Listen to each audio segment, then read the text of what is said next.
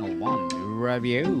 Book 101 is all about the books that I read for the last 40 years. And today I have my special guest helping powerful men heal what muscle can't fix. One of his advocacy, no other than Mr. Matthew Dillingham. Welcome to Book 101, Mr. Matthew. And can you please introduce more about yourself? So it's connection's not really good right now. It's hard to hear. You're very choppy. We're recording this live. Sorry for that, for sure. Sometimes, because of our technicalities. And Mr. Matthew, can you please introduce more about yourself? So yeah, it's very choppy. We're back. So I myself, I don't know where to start. So I was born and raised in Maryland, grew up there, and they give you the short, fat version story. It's like I realized that I had a long time trying to figure out. My thing was, what's the one thing I want to do? And at the time, I didn't realize that for me, it was I need to enjoy what I'm doing. I can't just do any other job and just for the money. So I went through this long journey of trying to figure out what I wanted in college, joined the Marine Corps, and I thought, okay, I'll go into like some sort of like therapy or job or something where I can help out those in the military and help them out. Didn't do that. Ended up going down the route of entrepreneurship and having a lot of different experiences with different companies, different marketing, to then getting into now credit repair, but that wasn't the final straw or the final thing. I then realized that when I would sit down with the client to do their credit assessment, for those of us here in the United States, understand that credit's like everything. If that's not good, it makes life difficult to get things like cars, homes, job opportunities. I would sit down with the client to do credit assessment for what's going on, and within me, my intuition, my gut was telling me more needs to be done, and I'm like, well, what else can I provide from? Because how can I coach them? I don't feel like I was confident enough to have the coaching skills to help them out. And also, I'm spiritual, the whole woo woo energy vibration stuff, right? I'm doing a lot of clientele who aren't into that. So it was like, how do I bridge the gap and make it happen? Then in the late half of 2023, I decided that I want to get a coaching modality down to master so I can use. And I got to Magnetic Mind where I got certified with that and learned the superconscious recode. And that started my journey off into really having my, I guess, gifts or psychic powers awaken. Because I would do a recode with somebody and I would feel like my crown chakra going off. It's like a message that needs to be given to them. And then from there, practice that more. And then, I learned how to do readings by using circles, and I can do that for people as well. And so that's brought me to today where I consider myself to be a super conscious intuitive coach where I can sit down with you and really dig into how you're holding yourself back unconsciously and you're not aware of it, along with some other stuff I picked up from other people. And say, what is it you want? Where are you going? And then here's where you're at right now, and let's see what you're doing right now, and you're not addressing the emotions you want to process or digest, any beliefs you have, other things that are in the unconscious mind you're not aware of that are coming up, engaging in what we call self-sabotage, when really it's those parts of you or the little boy or little girl in you that's coming out saying, we can't have this money life we want, because if we get that, we'll be in trouble. So we keep safe by keeping away from you. And it's really undoing all that and letting yourself mind and shifting that identity. So kind of like my intro. Yeah. Mr. Matt, what does reclaiming masculine power mean to you and why is it relevant topic today? You had to repeat that. It was choppy entire way. What was the Shopping. question? What does reclaiming masculine power mean to you and why is it relevant topic today?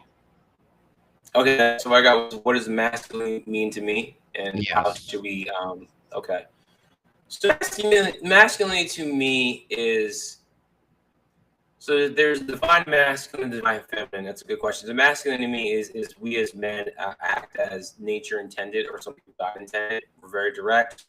We're supposed to be the leaders of our communities, our families, and we're designed to be the tougher of the sexes.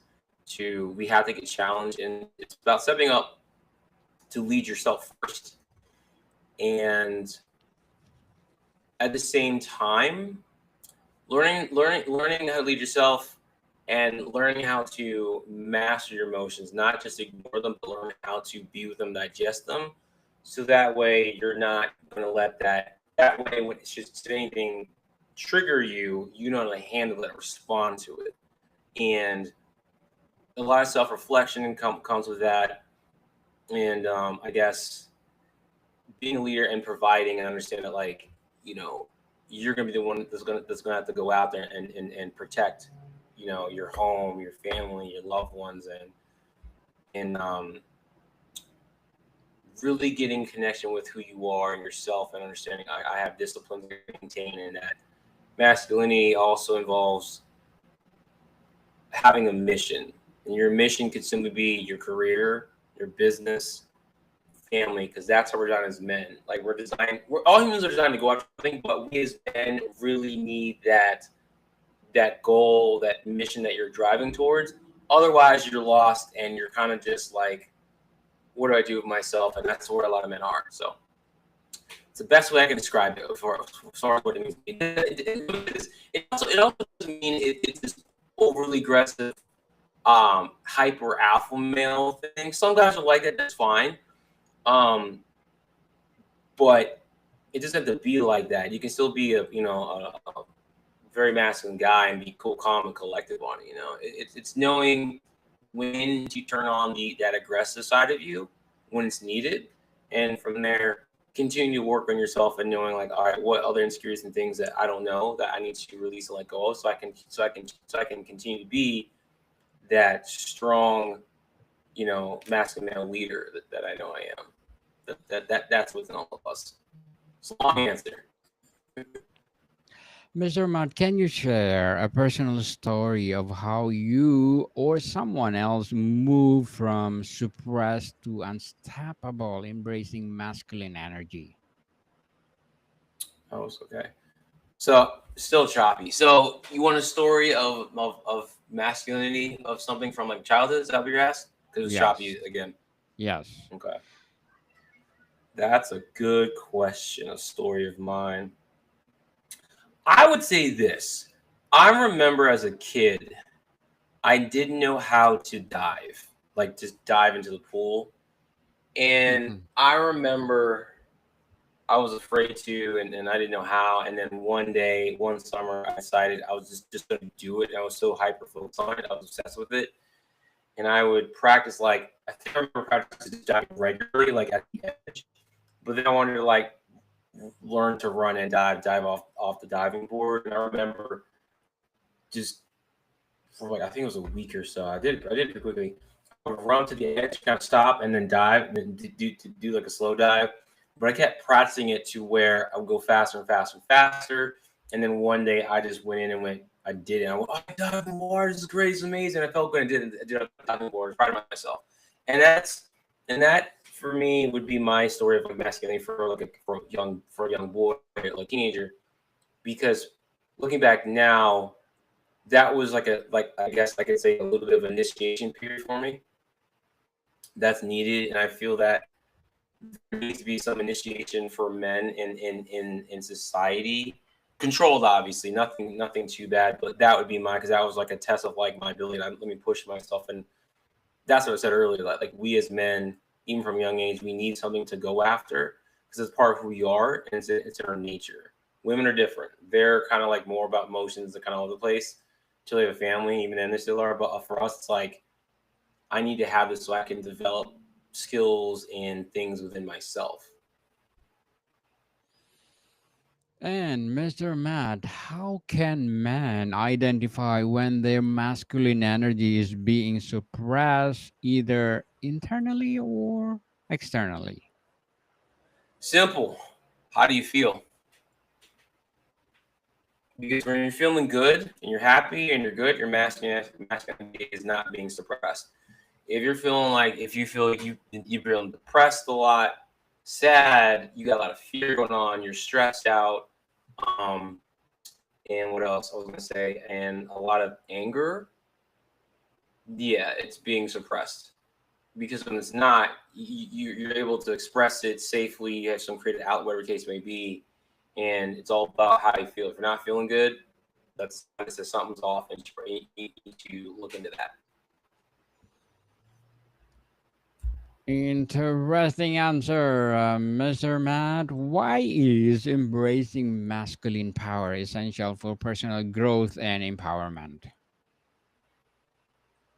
It's a part of who we are as men, and without that, what's happening now in the Western societies, and by that I mean here in America, Canada, Australia, the UK, parts of Europe and stuff.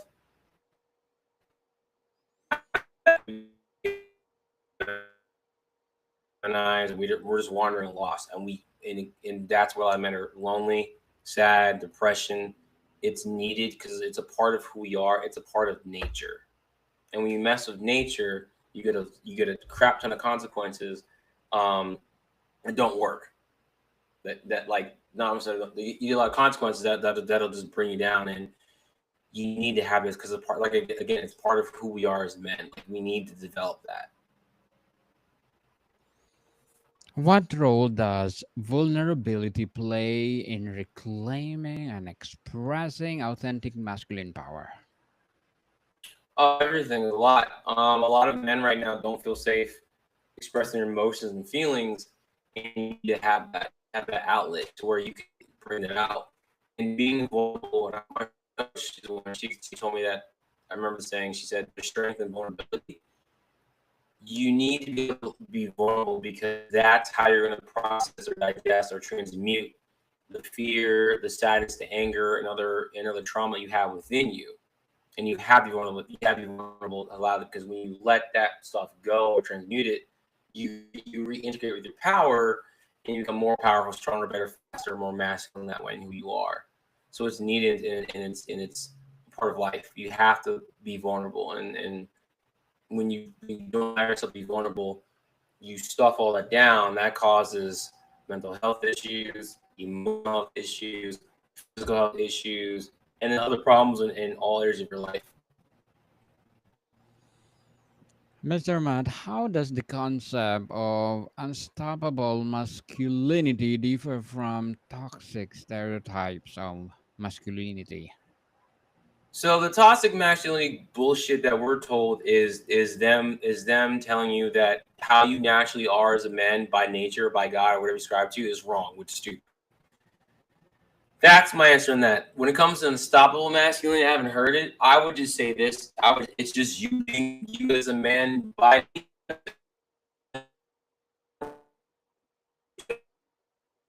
we're supposed to that are tougher, stronger, challenge ourselves, and flirt with death, and do things, and have more muscle mass. Like, we're supposed to do that. Like, an unstoppable masculinity. What I would say to any guy listening to this is just be you, be the masculine man you want to be, and screw whoever says you're wrong or evil or dumb. They have issues. Let them be miserable. Peace. Just keep going. Mr. Matt, what are the common misconceptions about masculine power that hinder men from embracing it fully? What was the question? What are the common misconceptions about masculine power that Oh, hinder men from embracing it fully? here's one. If you embrace it, you'll be a misogynist. You'll hate women. That's one. You're a misogynist. You hate women. You like Andrew Tate. Da da da. It's like, what? So that's one. Two. That will have a problem. Like, the anger is not healthy. It's bad, and you can't be angry. And that's not true. Everyone gets angry. When we get angry, men get angry. It's about how you handle that anger and what you do with it. How do you respond to it? And like I said, if you transmute it, you'll be fine. The anger can be a great motivator to get stuff done, but you don't want to stay angry. So I would say that. Um,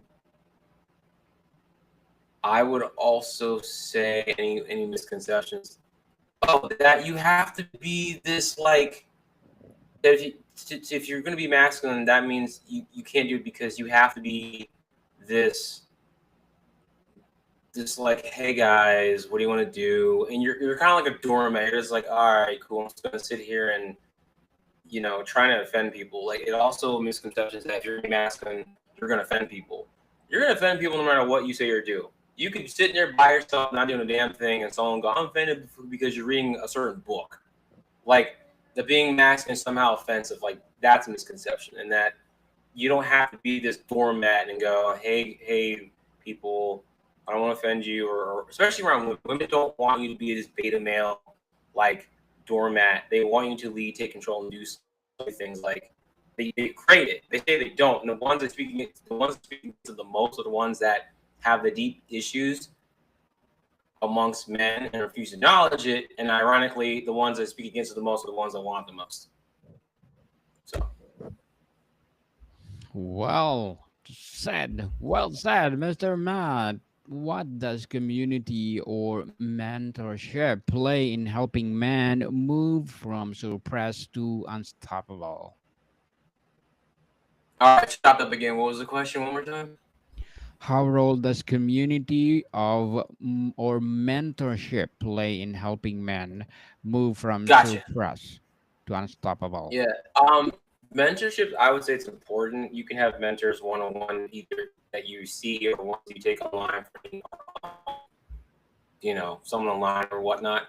It's important to have someone guide you through life because one, they're going to tell you, hey, here's what I screwed up, and here's how to avoid it. Number two, they're also going to see your blind spots that you don't even know are there. Like you may know you have blind spots, but there are blind spots that you don't know you have, and they'll be able to point that out to you to help you out. So, as one of my friends said, it's you go faster if you partner with a master. Like you need that guidance. You also need someone in your corner when life's beating you up and stuff, and you need someone to say, "Hey, you didn't screw up. I got your back," or "Hey, you did. I love you, but here's how we change it and keep going." You need that. It's absolutely important. And if we had more of that, you wouldn't have such a high suicide rate amongst men. We have more community. We wouldn't feel as lonely. We feel safe to express ourselves. We would step into our power to be the men that one we want to be, and two that women want us to be. Mr. Matt, what are the emotional or psychological barriers to becoming unstoppable and how can they overcome? It's simple. It's dealing with the undigested and processed emotions and traumas that you carried up until now, from your time in the womb with your mother, childhood, all that stuff. Those emotions, those traumas, and those beliefs are going to hinder you. And it doesn't matter how many books you read or whatever how many events you attend. You know, you have to sit with yourself, by yourself, or with the coach, and even after coach, by yourself ultimately, and take a pen and paper and start asking questions like, what do I believe about myself? How do I really perceive myself? What are some things that get mad at regularly? Like I started questions like, oh, well, if these things bother me, what is this thing about me? And taking the time to sit there and write it out, and also write things like, you know, I started doing this today. As a child, when I was a child, I learned that communication is, and letting stuff come up to the table, to the surface, and say, what I learned, what did I learn about communication? It's not safe. I can't say what I want to say because someone gets upset. Like, is doing that what people call shadow work to uncover all the bullshit programming and beliefs we picked up where it's running in the background, and then bringing it to light and go, oh, is this true? This is BS. I can let this go. It's sitting there with yourself, getting uncomfortable, allowing the tears to flow. More important. That's very important. Allowing yourself to cry. It's not bad if you do. You're letting it out, and you're allowing yourself to reclaim your power and reintegrate and doing that work. And that's not comfortable, but on the other side of it, you're gonna feel like $1 million. $1 million indeed. Mr. Yep. Matt. Can you share a book that recommend or share a book that influenced your journey or books that Um, influence your journey? I got a couple books. So one book that I recommend is "You Are Badass" by Jensen Zero. Not it's based anyone can read it. I remember one day I got this book. I was working. I was like going to take my lunch break, and for some reason, I got some feeling that said at the time go to Barnes and Noble, and I'm like, why am I going to Barnes and Noble? I was hungry. I'm like, what in the world? The feeling would not go away. And where I was working time, I could walk there. I walked to Barnes and Noble, and I get in the store, and I'm like, where am I going? This makes no sense. And I was guided to go like because this Barnes and Noble had like 3 levels, so I got guided to go down the escalator to like the bottom level, and I'm like, okay. And I was like, what am I looking for? I kept looking. I'm like, what am I looking for? And then I turned to like my right, and bam, it just stood out like, you need to read this book. That's the only time or second time. I was one of the 3 times I had a book divinely guided to it. It's a great book. It helps to remind you that you do have power. You can change things. You're not a loser. You're not broken. You're not jacked up. It's a good reminder of like what that you have within you, everything you need to succeed. That's one. Number two, specifically for men, is the way it's by I forget guys. I can't pronounce his last name. David Dieta or something. That's very spiritual, and it'll get you to look into things and how using your breath, talk about sex, what women want, how they are, what you really want in life, how to handle your career, business, jobs, why, when you're depressed and things, like what that means. It goes really in depth into what you want as a man and how you want more feminine energy, and it's all around you. You use it, be aware of it, and breathe in. It's very, very good, and I highly recommend it. And it's definitely a book you want to read more than once. So, Mr. Matt, to wrap up our discussion for today, what are the emotional or psychological barriers to becoming an unstoppable and how can they be overcome? Easy. You got to sit down with yourself and deal with you can do this gently in ways. The trauma you have, those moments in life where you got hurt, the sadness, things that like you're afraid of, it's all within you. You got to sit there with it and take time to process that. If you do that, you can be, an unstoppable masculine man because you'll know how to handle and respond to it. That's where it starts. It's not about trying to be something you're not, taking confidence, or taking you.